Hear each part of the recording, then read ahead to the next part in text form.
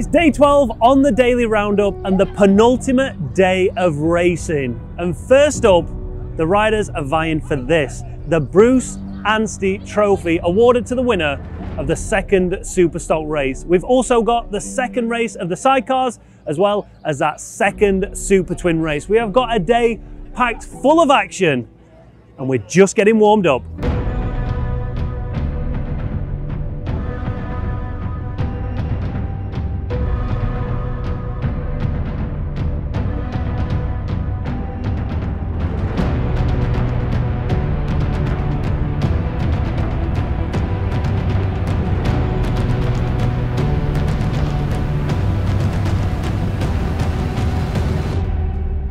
Dom Herbertson, you're looking very tall today. I know, thank you very much, mate. I've decided to take another step in my life up the curb and push you down it. You look good up there. Thank you, mate. You know what I mean? It's the angles. How are we feeling ahead of the Superstock race number 2? I don't know, really, to be honest. I always come here and try and better myself and always try and get up on a lap time. I did a 31 in the last stock race, and, you know, of course I'd like to see a 32, but I'm not fussed if I do or not.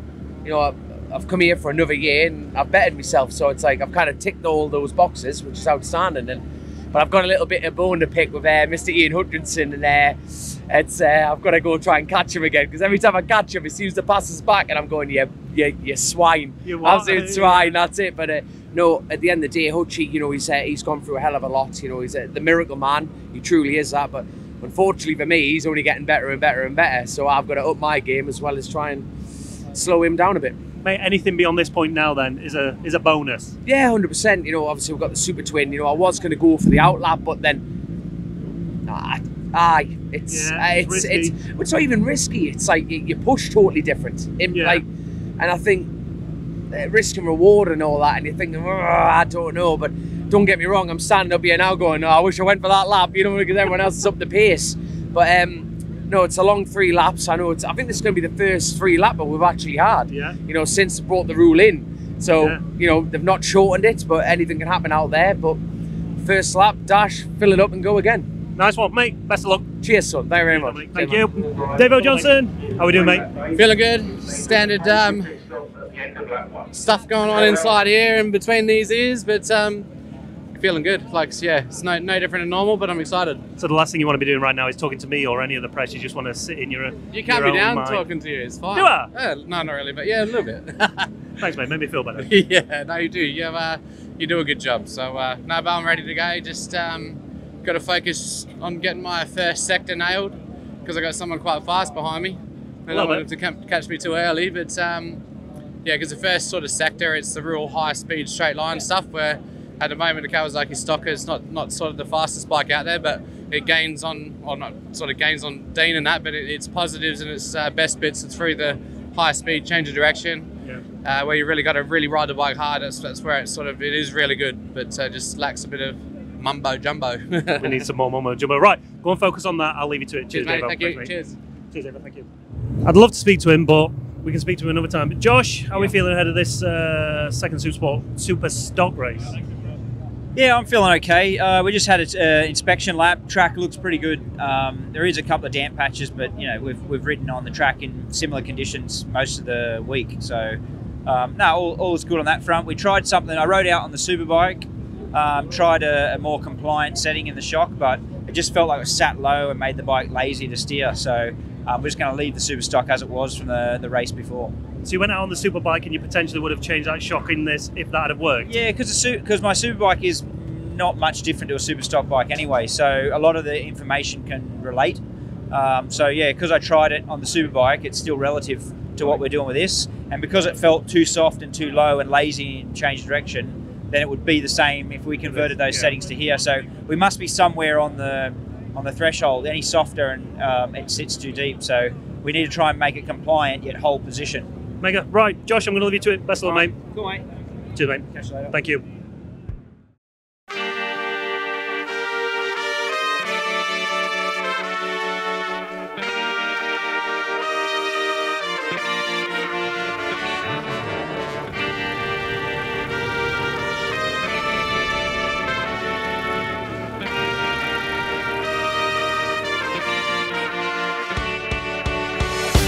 Something stirring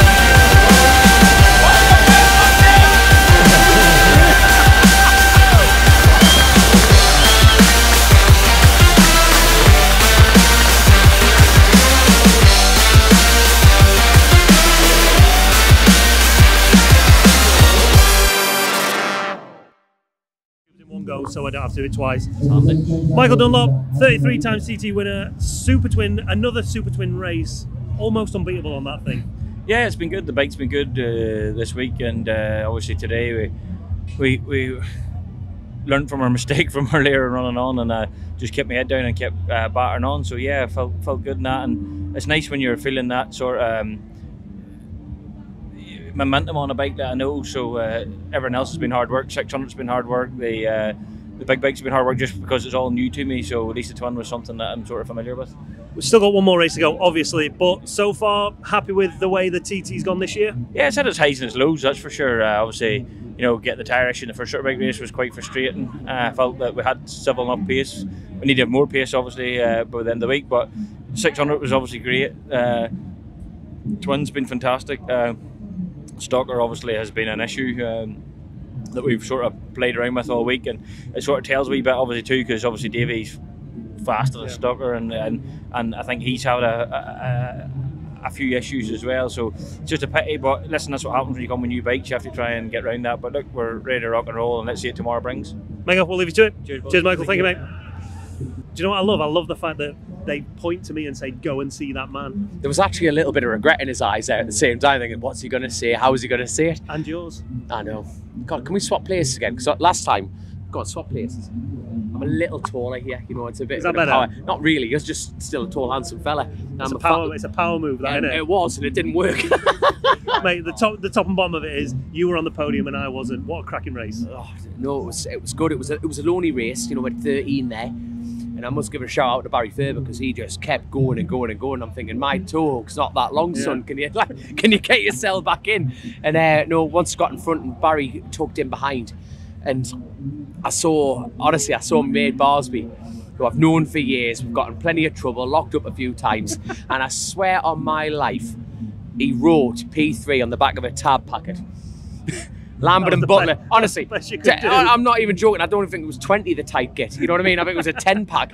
You know what I mean? And, you know, I'm going into like Ramsey like that, fully on the back brake, going, is that Barsby with tap it with 3 on it? You know what I mean? And then just went grab and drove off from there. So at what point did you know you were in third, coming over the line, or? No, obviously, I tell you what, I did see, mind you, the other day, and obviously it was a close race for P3 yesterday, and I saw you in your handsome mush halfway down there, and I'm going, if I see you, I'm going to kick you. Well, that's a good thing. No, because I'm thinking, you're going to tell me, oh, it's close, you know what I mean? And then I just saw you smile, I went, champion, that'll do me, like, so. Third place, congrats. Thank you very much, man.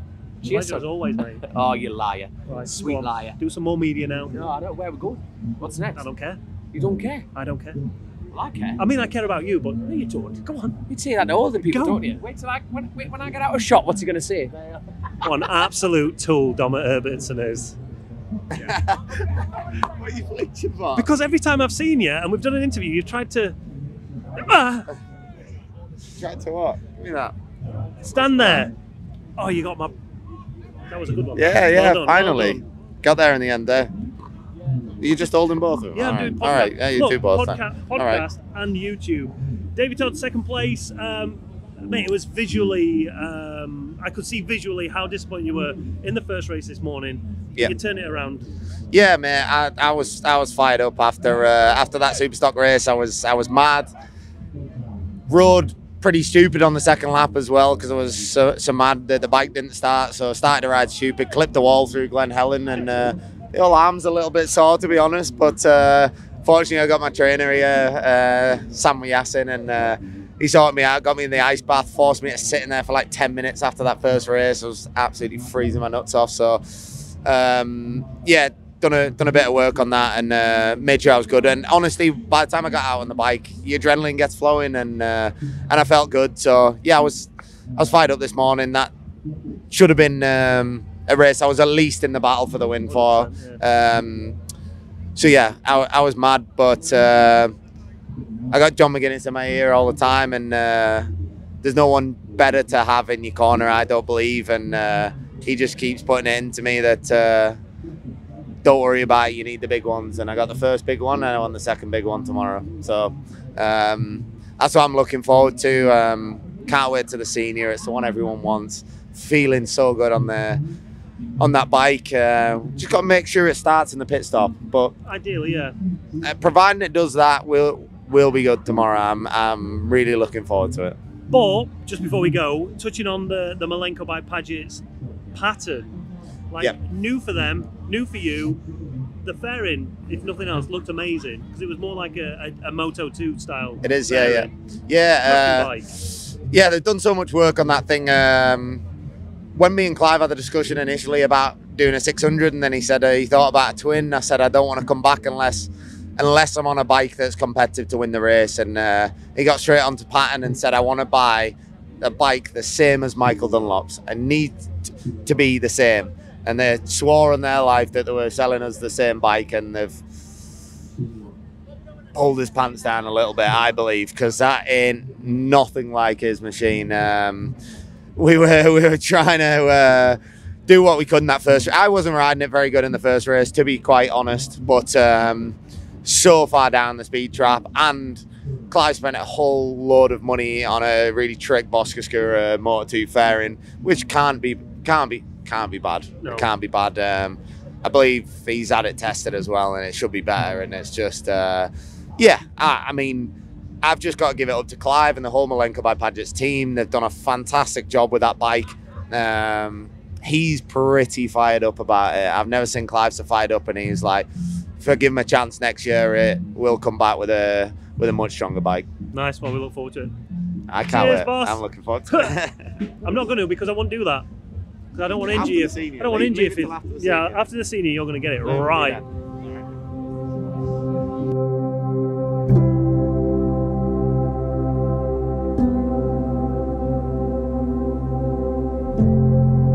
So it's the penultimate daily roundup outro, and boys, we finally saw a full day of racing over all the laps that we were supposed to be doing. Granted, sidecar race was taken down to 2 laps, but that was on the schedule from early on, so everyone knew it was going to happen. Point is, we got 3 races away in sunshine on a dry track. High fives for that. High fives. I had nothing to do with it. That's terrible. Right, let's start right at the beginning of the day. Super stock race. Yep. The first race one was played over 2 laps. This one was 3 laps. Dean Harrison won the first one.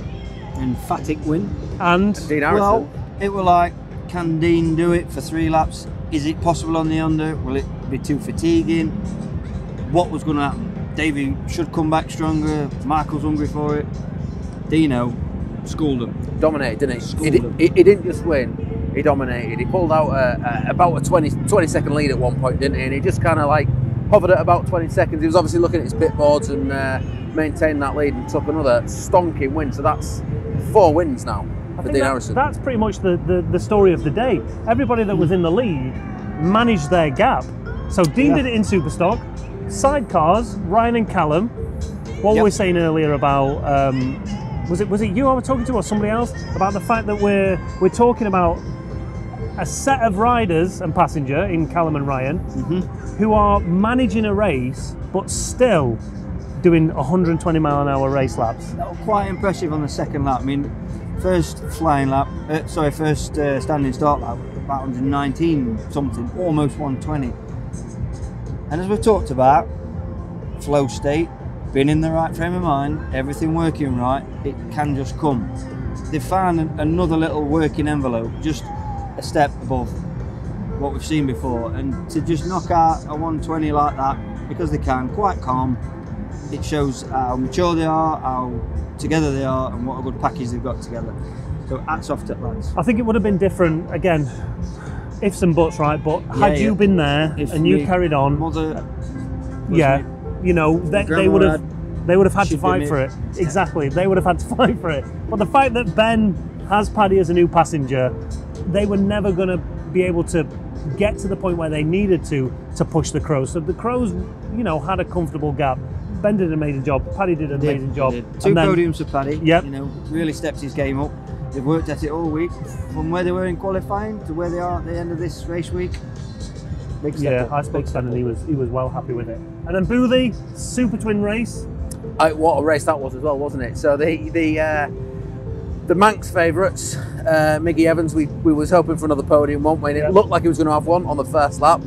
Rob Hodgson again, podium position. Unfortunately, they both had to pull out of the race with mechanical problems, which is absolutely gutting to see, isn't it, really? But that did open the door up for Dom Herbertson to get another podium. Yep. So good result from Dom, but you know, the kudos has to go to Michael Dunlop again, doesn't it? Because he just dominated in the fashion that we've seen him dominate that class on that pattern, which is a fantastic bike. And yeah, with Davey Todd in the middle. Did you hear, by the way, what Davey Todd said just after the podium? He said that Paget's agreed to run Davey on a pattern if Pattern would give them the same bike as Michael Dunlop has got. And he said, well, they obviously haven't done that, have they? Because no one's got any chance against that bike. Listen, it's a fast bike, isn't it? He literally said that on the interview. Did he? Yeah. So exactly the same, yeah. But what Michael can turn his hand to, and how he changed his riding style from one bike to another, I think, if you look at the podium, Davey were like sort of chatting to him, it was quite relaxed, and I genuinely think that they've got some respect for Michael now. Yeah. Because Davey was a different lad today on the pattern from race one. He changed his style, he would let it run using all the track, really laying it down, and was a different rider. He's obviously looked at himself and looked at what it needs to be a successful Super Twin rider.